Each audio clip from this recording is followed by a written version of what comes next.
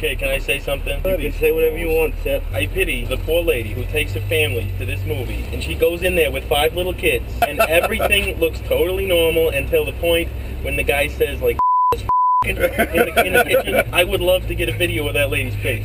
Are you going to do the whole review like that? Because I won't be able to maintain No, it. I'm not gonna. I thought Wahlberg carried it. I thought the story had substance. It was funny. You know what? I don't have a problem like I did with That's My Boy, where there were like moments where I just despised what was going on and everything like that. It was nothing like that. The problem is I so despised the attitude that the movie was taking towards the relationship. It's promoting that idea that when you get into a relationship, you should change the other person. The idea of Mila Kunis being in this relationship with this big man-child, God, I'm slipping into a Boston accent. I can't stop myself. But she's in love with this man-child, and she basically says, well, you're going to have to change in order for this relationship to Yeah, but wasn't continue. that like the point of the movie in the end? No, but that's the problem. It's promoting an idea that is ultimately destructive to relationships. Yeah, but in the end of the film, don't they come full circle and like establish that Well, that's what I thought the was way- good about it. I didn't feel like it really came around in the end. I felt like she came around to it only when she realized that she had changed him and then everything was okay. That's just something that really pisses me off because it's something that has really hurt my relationships. And it's really common. And it's really common, and it's something that the movies really promote. It's a really big thing to me because you have to be able to accept the person the way they are without them changing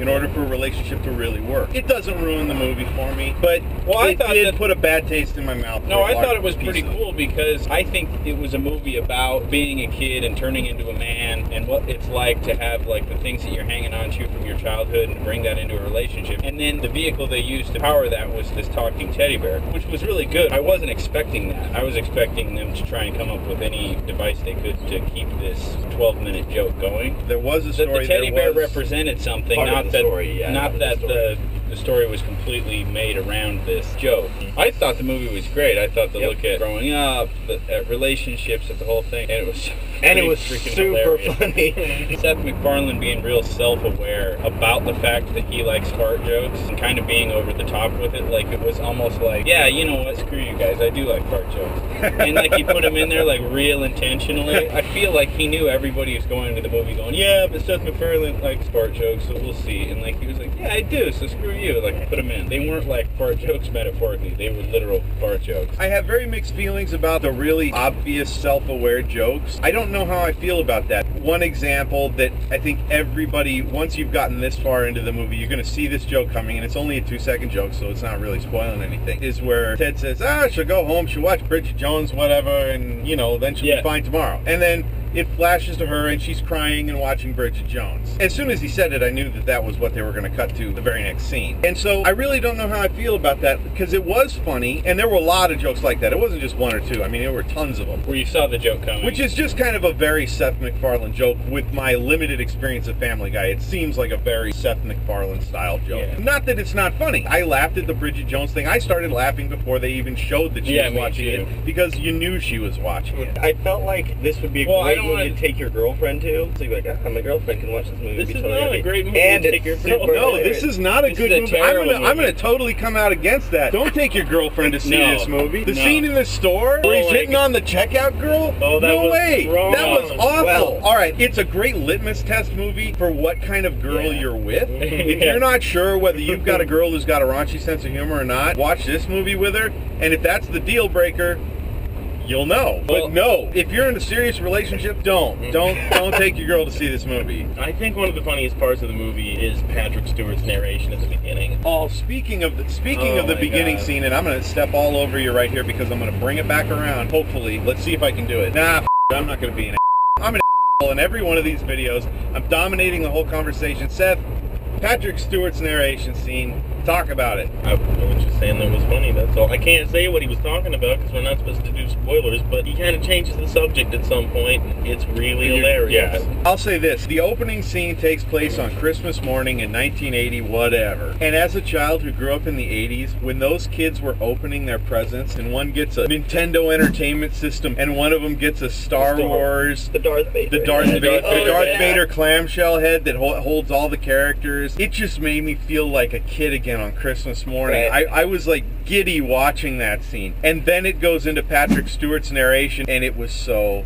funny. funny. You know what I thought was fantastic? Mila Kunis as the casting choice was perfect because she's great to look at and everything, but you're just like, man, I just don't know about her. Like, so she automatically makes you feel like your best friend's girlfriend. Like, as soon as you see her, you're like, oh, it's my best friend's girlfriend. You know who was surprisingly awesome in that movie was the dude who played the bad guy. Do you know his name? Giovanni Ribisi. Oh my God. Great. He was My so God, good. He was fantastic. And the fat kid. The fat kid was funny because he was a fat kid. That was a joke that got played out quick. But Giovanni Ribisi was so funny. He was hilarious. The That commitment guy- it takes to just do what he's doing. Those scenes with him watching MTV were just, Oh my God. I could just watch that on a loop. Right? And laugh. And laugh. And the reason it was so funny is because it was completely against the formula of the jokes of the movie. His whole character was like it was written by a different person and stole the show. Just stole the show. Oh yeah, absolutely. I will say, anybody who loves Flash Gordon really needs to check this movie out. Yeah. Because Flash Gordon plays a part in this movie, and the Flash Gordon referencing scenes, to anybody who's ever been a fan of Flash Gordon, as I am, they're worth the ticket price alone. Between the Flash Gordon scenes and Giovanni Ribisi, the Seth MacFarlane jokes and Mark Wahlberg are just gravy on top of it. Yeah. Ratings. I'm probably going to shock you guys as much as we're talking up this movie, because I'm going to give this movie the same rating that I gave That's My Boy for completely different reasons. I'm giving it a 6.5. Because that whole you have to change in order for the relationship to work thing really bothers me a lot. Even though I liked the movie and I was laughing the whole time, that alone really just damaged my whole perception of the movie. I walked away from it with a sour taste in my mouth, despite the fact that I enjoyed so much of it because of that element of the movie. So yeah, I'm going 6.5, even though large swaths of this movie deserve a much higher rating. I'm gonna go 7. I would say that it was funny enough to warrant a 7.5 from me. Yep, I'm gonna gonna say 7.5. I mean, it was super funny. How often do you Yeah, laugh it was that hilarious. much? I might jump that up to a 7.5. I was kind of burned out on the whole idea of Seth MacFarlane. I mean, I don't know.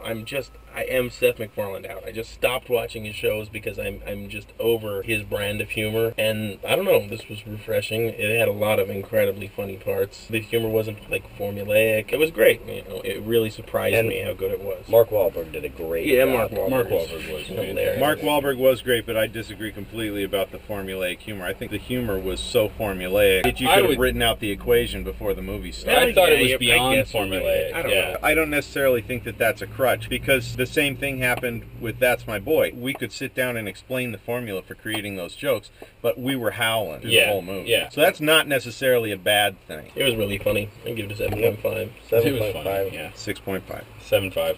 Man, I kind of want to agree with Gabe on that, because that is another thing that I really do hate, but I do feel like they were trying to communicate it differently at the end. I'll say this, that for me, that element was worth 2 points. I probably would have gone 8.5 if it weren't for that. All right, let's go. Wait. We got to do the obligatory please like us section. So, please like us. Where's the annotation Please. bar? Do we have an We annotation don't have bar? an annotation bar. We should create an He's annotation. going to Adam's yeah. pointing right at my schwanz. Right at his schwanz. No, annotation bar below. Click. Click that to You subscribe. can't subscribe, Can you can only... What can you do with the annotations? The We're still annotation- learning YouTube. Don't hold it against us. The annotations only go to another video or to your YouTube channel. Oh yeah, then click below to go to our channel where we have all of our videos listed. We have a playlist on it that will play all of our videos starting with this one in order. And Turn then it like and subscribe. And then turn it like on. and subscribe. And then Awesome. just leave it on all day But on Seth, random. where would it be? Where would it be? It'll be below. It'll be It'll be right at the- where our